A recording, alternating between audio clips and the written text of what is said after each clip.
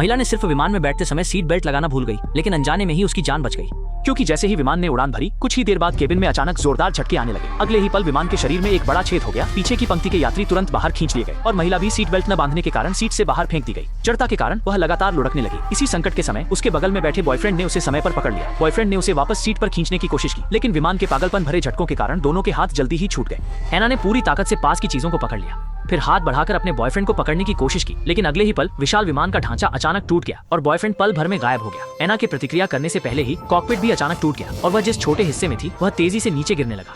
हालांकि उसने महसूस किया कि वह मौत के मुंह से बची है, लेकिन अन्ना हार मानने का इरादा नहीं रखती। वह आसपास की वस्तुओं को मजबूती से पकड़ लेती है, जितना संभव हो संतुलन बनाए रखने की कोशिश करती है। लेकिन अचानक एक और जोरदार झटका आता है। जब अन्ना को होश आता है तो वह पहले ही अपनी सीट पर वापस आ चुकी होती है। अन्ना ये देखकर जल्दी से अपनी सीट बेल्ट बांध लेती है। ये सब करने के बाद उसके पास केवल भाग्य के भरोसे रहने के अलावा कोई विकल्प नहीं बचता। जल्द ही विमान तेजी से एक जंगल की ओर गिरने लगता है।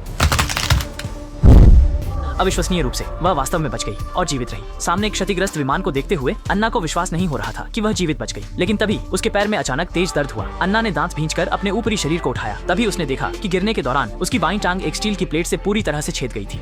और इस आदिम जंगल में रहते हुए अन्ना को अच्छी तरह पता था कि अगर उसे जीवित रहना है तो उसे केवल खुद पर निर्भर रहना होगा। उसने देखा कि उसने अपने दोनों हाथों से स्टील की प्लेट को कसकर पकड़ लिया। दिल दहला देने वाले दर्द को सहन करते हुए उसने स्टील की प्लेट को अपनी टांग से बाहर निकाल लिया।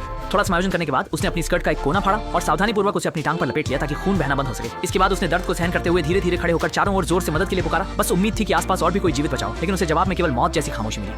इस समय उसने ध्यान दिया कि पीछे की सीट पर एक और यात्री था। पहले उसने सोचा कि वह बस बेहोश है, लेकिन जब वह पास गई तो देखा कि वह पहले से ही एक ठंडी लाश बन चुका था। इस समय अन्ना को गहरी असहायता महसूस हुई। उसने कभी नहीं सोचा था कि वह सिर्फ अपने बॉयफ्रेंड के साथ हनीमून मनाने जा रही थी, लेकिन इस तरह की विपत्ति का सामना करना पड़ेगा।